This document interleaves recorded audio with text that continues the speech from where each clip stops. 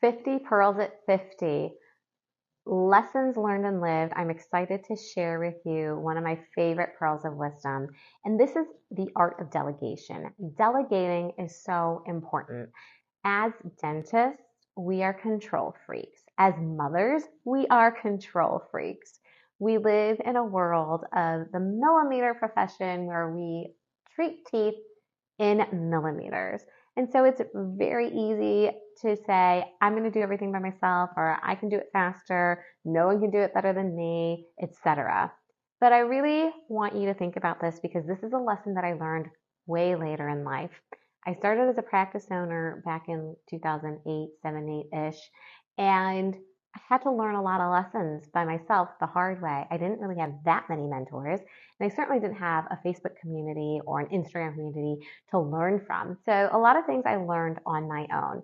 And one of the biggest lessons that I want to share with you is time management, but more so than that, delegating. But even more detailed is delegating to the right person. If you delegate and you delegate to the wrong person, it's just not going to work. And then everyone's frustrated. And then you're going to take the task back and then do it yourself, which defeats the purpose of delegating.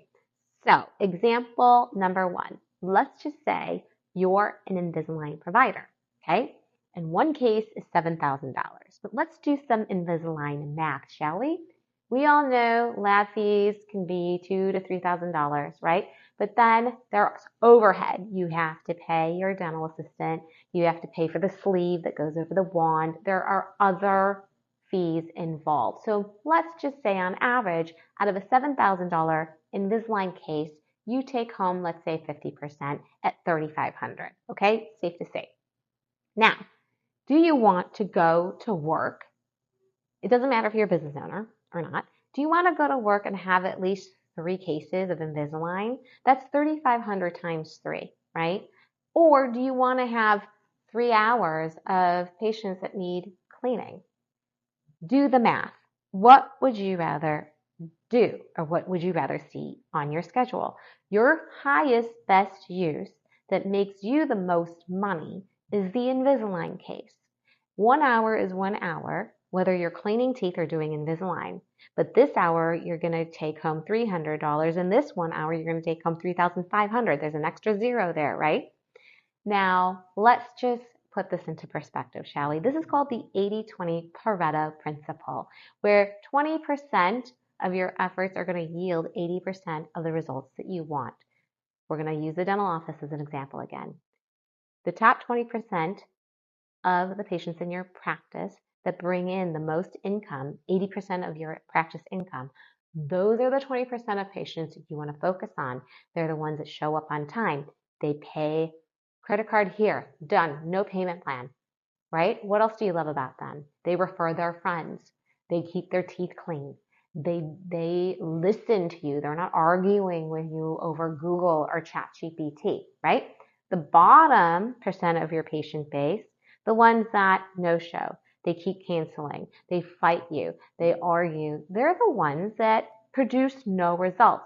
They're not even paying for your time. So why are you focusing on them, right? 80-20, 80-20. Now let's take it into the perspective of motherhood. You have a full work day and maybe your children are really young. They're not even in preschool. You have a nanny, right? You pay the nanny to take care of your kids all day long. You have a really long day. You walk in the door, your brain is fried. Sometimes you sit in the car in the garage for a good 10 minutes before you want to walk in because you're now digesting all the things that happened today, right? The car ride home, you're just on autopilot, you're tired, your mind is on replay about what the patient said, what the employee said. You come home, your brain mental load is exhausted, but now you only have 1 or 2 hours left with your kids. You have 1 hour to put them down because they're already fed, they're already bathed, you haven't seen them all day. You walk in, there's toys everywhere. You walk in, there's dishes in the sink. And what drives you crazy? All of it. So instead of spending the full 1 hour with your baby, you're doing dishes. Instead of spending 1 full hour with your baby, you've got the baby on one hand, or maybe you put them in the little, Bjorn, And rather than really, physically they're attached to you, right? Because it's a baby, but you're answering emails or you're cleaning the toys. Is that the best use of your time? Probably not. What should you do instead? You talk to your nanny. When I get home, I would like to spend that 1 hour with my baby, and I want it to be in peace and have quality time. I don't want to clean the toys, and I don't want to do the dishes. I want everything to be put away, dishes loaded in the dishwasher. I want the baby's bottle warmed up, ready to go, so that all I need to do is change, shower, and get with my baby and feed the baby. So you can make that happen. You can delegate and make that happen. And that's what I mean by preparing. Delegation is a learned skill, it really is. But when you do it and you delegate correctly, then you're flowing. What happens if you delegate to the wrong person? There is no alignment. Things get stuck. Things don't get done.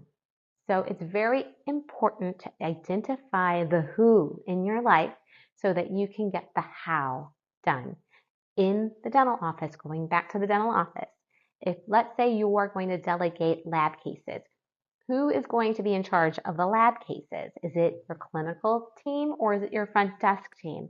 When a lab case okay, let's just say you did a scan or a mold, it's sent to the lab. The lab sends it back. When the retainer or the appliance is sent back, who handles it? Is it just sitting there in a box? Who's going to take care of it? Who's going to take it out of the box, log it in the system, call the patient and schedule the appointment, say, your appliance has arrived, come and make your appointment to pick it up. You need to be there so we can put it in your mouth. Who's handling that? Because if you do not identify clearly who is responsible for that role, that system will break down and that system won't be a system and everyone will be frustrated, including the patient. How many times have you had a patient come in and say, I'm here for my retainer? Oh, where's the retainer? It's not here. Nobody called the lab. The system is broken. The delegation is broken. And that's what it takes. Clear systems, clear delegation. It doesn't matter whether you're at the dental office or whether you're your house.